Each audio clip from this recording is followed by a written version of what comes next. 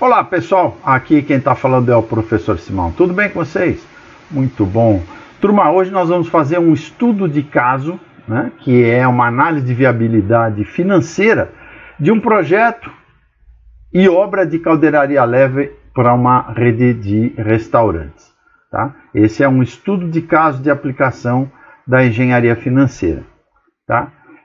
Eu quero deixar claro que a metodologia que eu vou utilizar aqui, que é o método da análise de fluxo de caixa descontado, se aplica a qualquer projeto, a qualquer empreendimento, a qualquer obra, tá certo? A qualquer investimento de qualquer área. Tá? Então, pode ser da construção de um edifício, pode ser da construção de uma linha de tubulação, tá? Pode ser da construção de uma planta industrial, do desenvolvimento de um produto, tá certo? Do projeto de um navio, de um avião, de um dispositivo mecânico, de uma esteira rolante. Tá? É um estudo financeiro, é uma aplicação de engenharia financeira. Tá? Ok? E ela segue, essa metodologia segue regras, tá? Matemáticas, financeiras, científicas, da mesma forma que um projeto mecânico ou um projeto de edificações. Tá certo? Então, não é uma receita de bolo, tá? Já vou deixar claro, não é uma receita de bolo, é uma planilha que serve para tudo, então se eu tiver isso na minha mão eu vou fazer qualquer coisa, qualquer projeto na minha vida. Não, precisa conhecer as ferramentas, tá? Principalmente da matemática financeira, tá? Precisa saber interpretar os dados, ok? Então, eu quero que vocês tenham tudo isso em mente, tá bom? Então, vamos lá. Todos os valores são fictícios, utilizei valores pequenos, aleatórios, para efeito de treinamento, para efeito de exercitação, tá bom? Muito bem.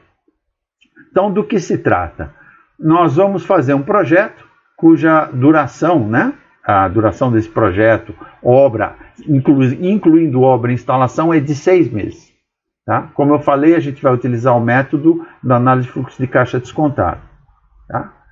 Nesse método, tá, nós vamos querer que o valor presente líquido do fluxo de caixa do projeto seja maior do que zero. Isso é desejável para que a gente tenha lucro, tá? Lucro comercial. Nós vamos querer que a taxa interna de retorno seja maior do que a taxa de atratividade do mercado que vocês vão adotar. Eu já vou explicar que taxa é essa, tá? Que taxas são essas. Okay? E nós vamos precisar de margens de lucro positivas e dentro dos parâmetros da direção da empresa. Tá, ok? Tá. Então, esses são, em linhas gerais, os objetivos dos nossos parâmetros, do nosso alvo. Tá? Então, quais são os targets, né? Quais são os alvos, né, do projeto e das obras da sua empresa para esse contrato? Tá? Vocês querem ter uma margem de contribuição de no mínimo 2%. O que é a margem de contribuição? É a margem de lucro sobre o preço de venda. Basicamente é aquilo que vai para o teu bolso, tá? Trocando em miúdos. Okay? Eu vou falar bastante informalmente. Okay? Temos outra margem de lucro que chama-se markup, ou a forma mais simples do ROI, retorno sobre investimento, tá? Que tem de ser de 3%, segundo os parâmetros da sua empresa. Cada empresa estabelece os seus parâmetros de margem de lucro, tá, pessoal? Não, mas não tem um valor ideal? Não, não tem um valor ideal. Tá? Tem empresas que podem ter 70% de margem de lucro, outros tipos de negócio podem ter 1%, tá? Depende do mercado daquele ramo. Tá? Então, essa é a margem de lucro sobre o custo, okay? Chamado markup ou ROI na sua forma. Existem vários tipos de ROI, tá?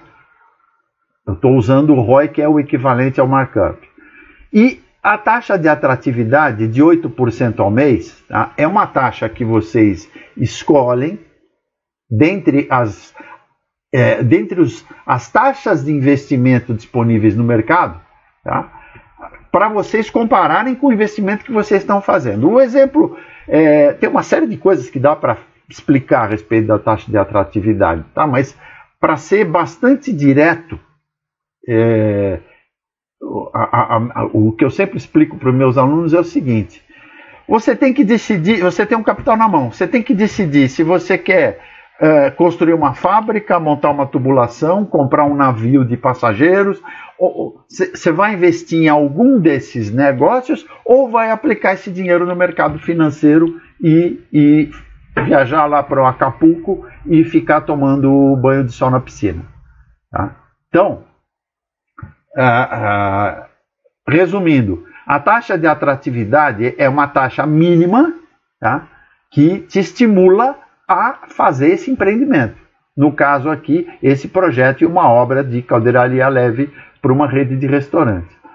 Então vou fazer um estudo, nós vamos fazer um estudo para ver se compensa esse projeto, tá? Se não, eu parto para outro projeto ou reviso esse projeto, tá? Ou então eu pego esse dinheiro e invisto no mercado financeiro até ter uma ideia melhor.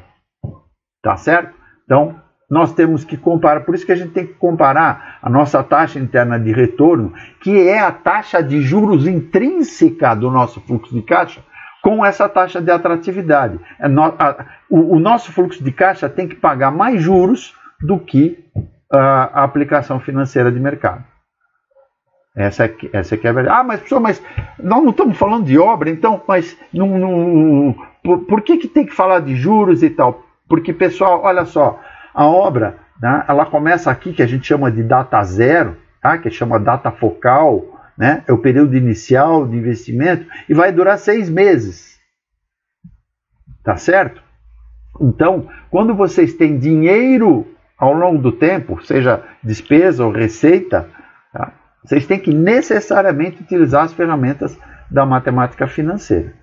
Tá? Não adianta querer fazer do jeito, eu vou fazer do jeito que eu sei, no papel de pão, né? É a mesma coisa, tá? Vocês são, provavelmente a maioria de vocês são da área técnica, vocês conhecem o Teorema de Pitágoras, né? Vocês sabem que a medida da hipotenusa é a raiz quadrada da soma do quadrado dos catetos. Tá? Ah, não, mas eu não vou fazer desse jeito, eu vou fazer o seguinte, eu vou calcular a hipotenusa fazendo assim, ó, eu vou somar os 3 lados do triângulo, tá bom? Ah, tá, aí você não vai ter a hipotenusa, aí você vai ter o perímetro, que é uma outra coisa. Vocês percebem que tem técnicas para fazer as coisas, não é do jeito que a gente acha que funciona, tá? Então, a minha proposta aqui hoje para vocês é mostrar um pouco dessas técnicas para um caso específico dentre de milhões de possibilidades, tá? que podem haver e que são características de cada empresa. Tá? Um outro target que nós temos é chamado de payback. Tá? O que é o payback? Prazo de retorno. O prazo de retorno, eu não simpatizo muito com ele enquanto parâmetro decisório. Tá? Porque ele não considera, tá? ele eventualmente não considera, normalmente não considera todo o fluxo de caixa. Ele para quando você recupera o teu capital investido. Tá? Existem 2 tipos de payback. Tem o payback simples, tá? E tem o payback ajustado. Nós vamos usar o payback simples. Tá? Ok? Então, eu desejo recuperar o meu capital pelo menos no 6º mês. Esse é o meu target em termos de payback. Tá? Pessoal, tá clara a apresentação? É muito importante a gente entender o problema do que nós estamos falando. Tá bom? Então, olha só. Isso aqui de forma nenhuma é uma receita de bolo, como eu já falei. Ah, então esses são todos os custos fixos que eu posso ter na minha empresa? Não. Não. Esses são os custos fixos que eu elegi para um exercício dentre milhões de possibilidades. Cada empresa tem os seus custos fixos, tá? Muitos vão bater com esses aqui, tá? Outros vão falar, mas está faltando esse, está faltando aquele. Ah, não, mas isso não é custo fixo na minha empresa, isso é custo variável, tá? Isso aqui é um exercício, pessoal.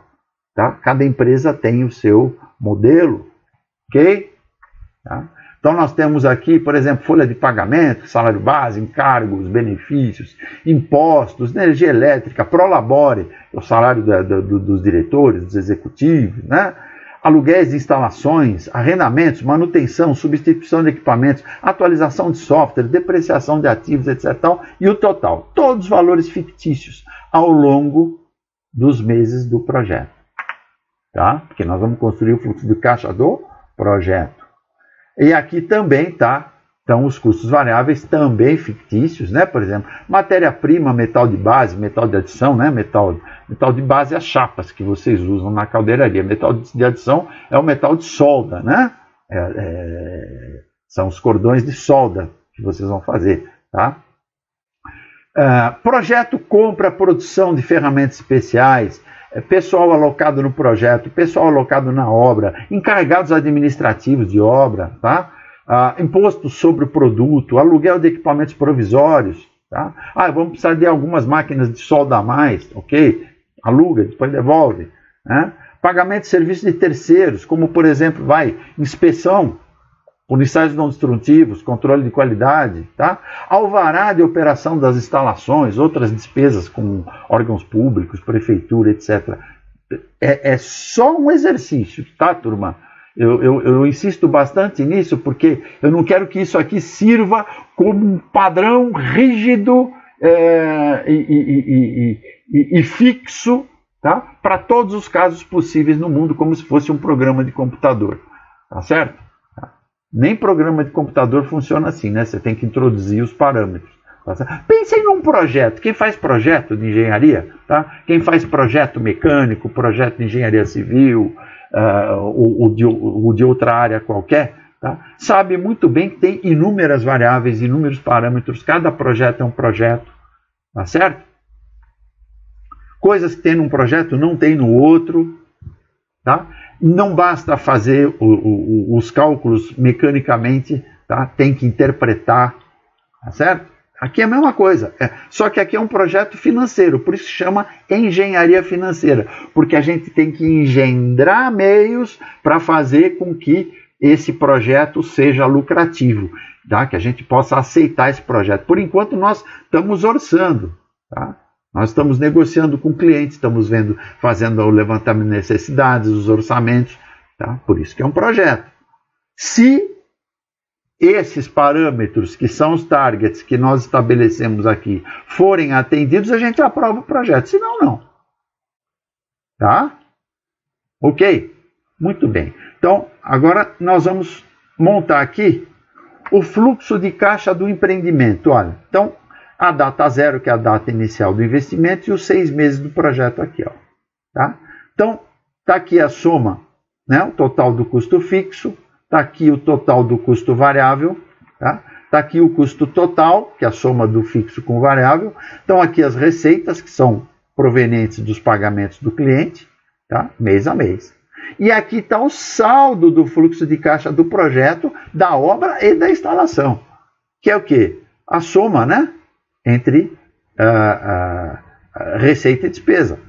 Tá? Então, reparem aqui que, inclusive eu estou mostrando para vocês que eu estou fazendo esses cálculos no Excel online, tá? Não estou nem usando o Excel instalado, para mostrar para vocês que mesmo quem não tem o pacote Office, que é pago, tá? Pode fazer esse tipo de cálculo tranquilamente usando o Excel online, que é gratuito. Tá? Você tem o Windows 10 aí, ou mesmo outros Windows, você consegue acessar o Excel online, tá bom? Então está aqui o saldo do fluxo de caixa, que é a soma desses dois valores, período a período. Eu programei aqui para aparecer em vermelho os saldos negativos, e em verdinho aqui os saldos positivos. Tá? Balanço receita, despesa, mês a mês. É em cima disso aqui que a gente vai trabalhar agora. Tá bom? Olha só. E aqui está um saldo acumulado simples para a gente, que eu vou explicar daqui a pouco como é que a gente chega no payback. Tá? Vocês estão vendo que no 6º mês você recupera o capital. No 6º mês você está verdinho. Tá? Então já dá para perceber que o aspecto payback, né, o target payback foi atingido, ó, que era o 6º mês. Tá bom? Desculpe, eu estou indo devagarinho, que é para dar tempo de vocês acompanharem aí, tá? Quem quiser observar mais os números, tá? Apesar de serem fictícios, pode dar um pause aí no vídeo, tá bom? Vamos lá. Agora nós vamos checar se os targets foram atingidos e a partir dos resultados. Vamos ver? Vamos lá. O que nós temos aqui? Deixa eu revelar tudo. Olha só. Esse aqui é o valor presente do custo total, ou seja, nós pegamos o nosso saldo do fluxo de caixa, tá? Do custo, descontamos cada um desses valores até o valor presente, tá? A que taxa, pessoal? A taxa de atratividade, tá? Ok? Fazemos a mesma coisa, calculamos o valor presente das receitas, também a taxa de atratividade. Tá? E utilizamos as funções financeiras do Excel, assim, da mesma forma que tem na HP12, tá? Para calcular o valor presente líquido. Tá? Então está aqui, 20.778,32, um valor positivo.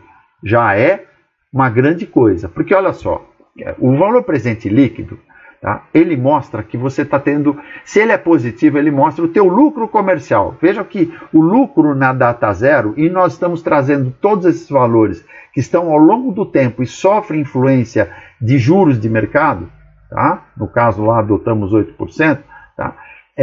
Nós estamos trazendo tudo para a data zero, para a data focal, para compará-los todos numa mesma data. Tá? Colocá-los todos sob uma mesma régua. Ok? Tá? Então, nós temos um valor presente líquido, que significa que nós tivemos um lucro comercial de 27,7832. Está aqui em roxo também. Tá? Esse valor presente líquido tem esse sentido nesse caso aqui, nessa aplicação aqui. Tá certo? Se existem alguns enganos, muitos MBAs aí, faculdades, falam assim, olha, se o valor presente der zero, tanto faz, tá? Aí não ganhou nada. Você não ganhou nada no sentido comercial, mas você está ganhando uma taxa de juros só de fazer o projeto, tá? E da forma como você está estendendo os valores ao longo do tempo, tanto receita como despesa, você está ganhando uma taxa de juros. Tá? Se o valor presente líquido é zero, deu zero, e ele foi calculado a uma taxa de atratividade de 8%, significaria que você estaria ganhando juros de 8% ao mês com esse projeto, embora não tivesse um lucro comercial. Tá? Você estaria tendo um lucro financeiro, como se fosse um banco, como se fosse uma instituição financeira. Tá?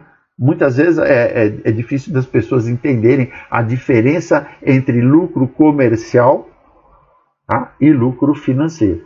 Tá? O lucro financeiro decorre de juros cobrados por valores ao longo do tempo.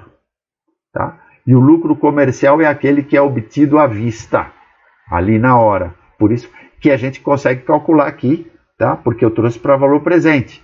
Então eu consigo fazer essa conta na data de hoje, na data zero, ó, aqui, ó, data focal, ó, tá? Que eu até chamei aqui em cima, acho que eu coloquei a data zero. Ok? Então vamos continuar a nossa análise. Bom, então nós já temos um lucro positivo, nós temos um valor presente líquido positivo. Esse valor presente líquido positivo, ele já é um indício de que nós estamos ganhando juros. A taxa de juros intrínseca ao nosso fluxo de caixa de projeto, ela é maior do que os 8%. Porque se ela fosse igual aos 8%, se a taxa do projeto fosse igual aos 8%, o valor presente líquido daria zero. Tá? Ok? Muito bem. Agora vamos falar da margem de contribuição. Lembra que eu falei que a margem de contribuição é a margem sobre o preço? É aquilo que vai para o teu bolso. Tá? É o lucro, tá? É o lucro sobre o preço de venda, sobre a soma desses dois valores aqui. O preço de venda não é o custo mais o lucro, tá certo? Tá? Então, ele é a soma desses dois aqui. Então, vocês já estão tendo uma margem de contribuição de 2,26%. Nós vamos comparar com quem, pessoal? Com o target aqui, ó, da margem de contribuição. Tá? Tinha que ser maior do que, no mínimo, 2%. Tá certo? Ela deu maior do que 2%, deu 2,26%. Então, por ela, o projeto está aprovado. Agora, o markup ou ROI, né, que é a margem de lucro sobre o custo. Tá? Deu 4,63%. Qual era o nosso target? 3%. Ora, deu maior do que 3%, deu 4,63%. Pelo markup ou ROI, o projeto está aprovado. Tá? E qual é a taxa de retorno do investimento? Né? Uma taxa ao mês. Tá? Ou seja, o quanto que o fato desse projeto estar sendo feito ao longo do tempo está me trazendo de juros. Tá? Lembra que eu falei que os juros necessariamente iam ser maiores que 8%, porque o valor presente líquido era positivo? Realmente, a taxa interna de retorno, tá? Vocês calculam facilmente aí no Excel, na HP, tá? Deu 14,31% ao mês, tá? Que é bem maior aí que os 8% do mercado. Tá? E o nosso payback deu no mês 6. Ó. Repara que nós somos acumulando aqui os valores do fluxo de caixa, somando mês a mês. Tá? Esse cara aqui, pois esse aqui mais esse aqui, né? E assim fomos somando até o final. Quando ele ficou verdinho é porque a gente recuperou o capital, que era uma outra exigência, era o target. Nós precisamos recuperar o capital pelo menos no 6º mês. Conseguimos isso.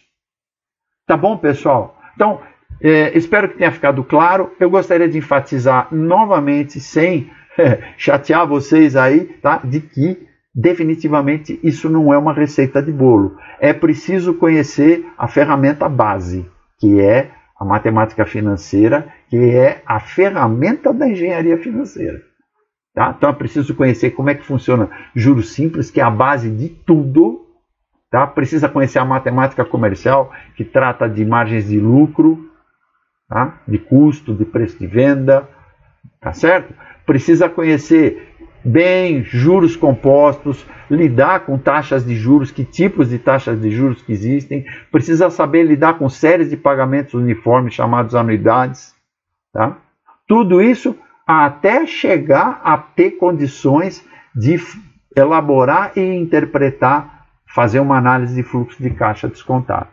Tá bom, turma? Então, espero que vocês tenham gostado. Tá? Quem quiser me escrever, falar comigo, está aqui o meu e-mail, tá certo?